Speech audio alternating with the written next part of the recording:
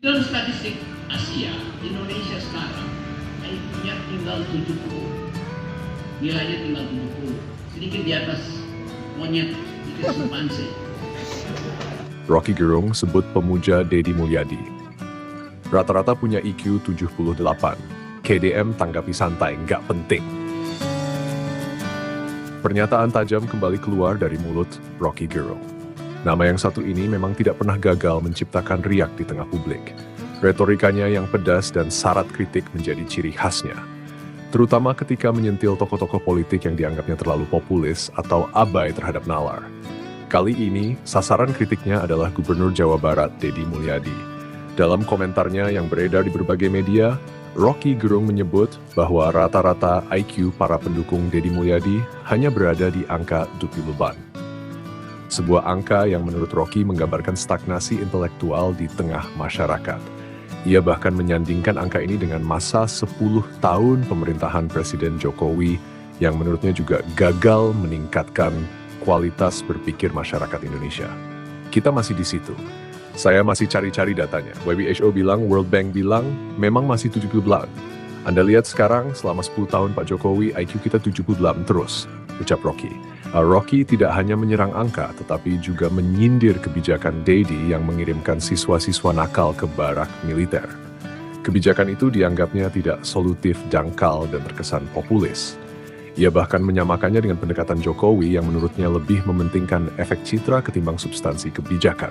Hanya dalam masyarakat yang IQ-nya 78, kedangkalan itu laku, kata Rocky dengan nada sarkasme yang khas. Di sisi lain, Deddy Mulyadi menanggapi kritik tersebut dengan cara yang sama sekali berbeda. Ia tidak membalas dengan kemarahan, tidak juga mencoba meng-counter dengan data atau argumen akademik. Justru dalam peringatan 100 hari kerjanya yang disampaikan dari lembur Pakuan dan ditayangkan melalui kanal YouTube pribadinya, Deddy memilih jalur yang lebih tenang, lebih membumi, dan sangat khas gaya kepemimpinannya. Bekerja dengan hati. Bagi saya nggak penting, ujarnya menanggapi pernyataan Rocky. Kenapa? Karena saya punya tesis. Daerah-daerah yang rakyatnya dianggap akademis justru sering kali gagal dalam memilih pemimpinnya. Pernyataan Deddy ini terdengar seperti tamparan balik yang halus, namun reflektif. Ia tidak menolak pentingnya kecerdasan intelektual, namun menekankan bahwa dalam dunia nyata, kecerdasan hati dan kemampuan memahami kebutuhan rakyat jauh lebih penting daripada sekadar angka IQ. Daerah yang desanya banyak orang pintar, biasanya justru menghasilkan pemimpin yang tidak sukses, karena orang memimpin dengan pikiran, bukan dengan hati, lanjut Deddy. Disinilah letak perbedaan fundamental antara dua tokoh ini. Rocky berbicara dari menara intelektual yang menjunjung logika dan nalar sebagai puncak peradaban. Sementara Deddy Mulyadi melangkah di jalur tradisionalisme dan kebudayaan yang melihat kepemimpinan sebagai hubungan batin antara pemimpin dan rakyat. Keduanya tidak salah, hanya berbeda ruang bermain. Namun pertanyaannya kemudian, apakah ukuran kecerdasan intelektual benar-benar mampu merangkum kompleksitas pilihan politik rakyat? Apakah rendahnya IQ berarti mereka salah dalam memilih pemimpin?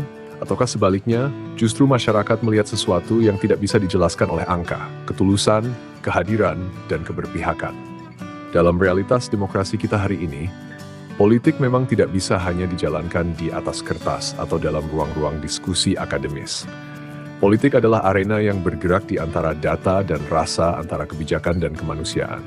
Dan disinilah Deddy Mulyadi meletakkan dirinya. Gaya kepemimpinannya yang akrab dengan masyarakat bawah sering hadir dalam acara-acara adat, menyatu dengan kehidupan rakyat desa, bahkan menjadikan budaya lokal sebagai nafas pembangunan menjadi alasan kuat mengapa ia memiliki basis pendukung yang loyal. Mereka mungkin bukan pemilik gelar doktor atau profesor, namun mereka tahu siapa yang peduli pada mereka. Mereka tahu mana pemimpin yang benar-benar hadir dalam suka dan duka mereka. Tentu kritik Rocky juga tidak bisa dianggap angin lalu. Ada poin penting yang sebetulnya patut direnungkan. Bahwa kualitas pendidikan dan kapasitas berpikir masyarakat memang masih menjadi pekerjaan rumah besar bangsa ini. Bahwa literasi politik kita masih sering tercampur aduk antara fanatisme dan harapan semu. Namun menyederhanakan hal itu menjadi soal IQ semata justru mengaburkan realitas sosial yang lebih kompleks. Sebab IQ bukanlah satu-satunya ukuran untuk menentukan kualitas pilihan politik seseorang. Orang bisa jadi tidak lulus sekolah tapi bijak dalam hidup. Seseorang bisa jadi tidak paham teori ekonomi, tapi sangat tahu bagaimana bertahan hidup dan memilih pemimpin yang bisa menjaga keseimbangan hidup mereka. Deddy Mulyadi sendiri menyadari hal ini. Dalam pidatonya, ia menegaskan bahwa angka-angka dan catatan anggaran saja tidak cukup untuk membawa perubahan nyata bagi sebuah daerah. Angka-angka itu penting, tapi tidak bisa menjadikan sebuah daerah maju. Seorang pemimpin harus jadi sosok yang atraktif, yang punya energi untuk menyentuh rakyat, ungkapnya. Ia menempatkan peran pemimpin bukan sekadar sebagai administrator kebijakan, tetapi sebagai sosok simbolik yang mampu membangkitkan harapan dan menggerakkan masyarakat. Kepemimpinan dalam pandangan Deddy bukan hanya tentang efisiensi, tapi juga tentang cinta dan keberanian hadir. Kritik Rocky dan respons Deddy seolah mewakili dua wajah politik kita hari ini. Di satu sisi ada suara nalar yang memanggil masyarakat untuk berpikir lebih dalam, lebih kritis, dan tidak terjebak dalam romantisme populisme. Di sisi lain, ada suara hati yang menyerukan kedekatan, kehangatan, dan pentingnya pemimpin yang mengerti bahasa rakyat.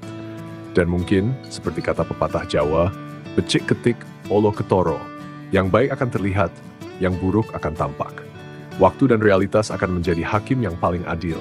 Apakah masyarakat akan terus memilih berdasarkan hati atau mulai beralih ke logika? Hanya waktu yang bisa menjawab. Namun untuk saat ini, Deddy Mulyadi tetap berdiri tegak di jalur yang ia yakini. Bahwa membangun dari hati, memimpin dengan empati, dan hadir secara nyata di tengah rakyat adalah kekuatan tersendiri yang tak bisa direduksi hanya menjadi angka IQ. Sementara itu, Rocky Gerung tetap akan menjadi pengingat keras bahwa tanpa logika, demokrasi bisa menjadi panggung bagi retorika kosong. Mungkin kita memang butuh keduanya, pemimpin yang menyentuh hati dan pengamat yang mengasah nalar. Karena demokrasi yang sehat bukan tentang siapa paling pintar atau paling populis, tapi tentang bagaimana rakyat dan pemimpin sama-sama bertumbuh dalam ruang yang penuh dialog dan saling memahami.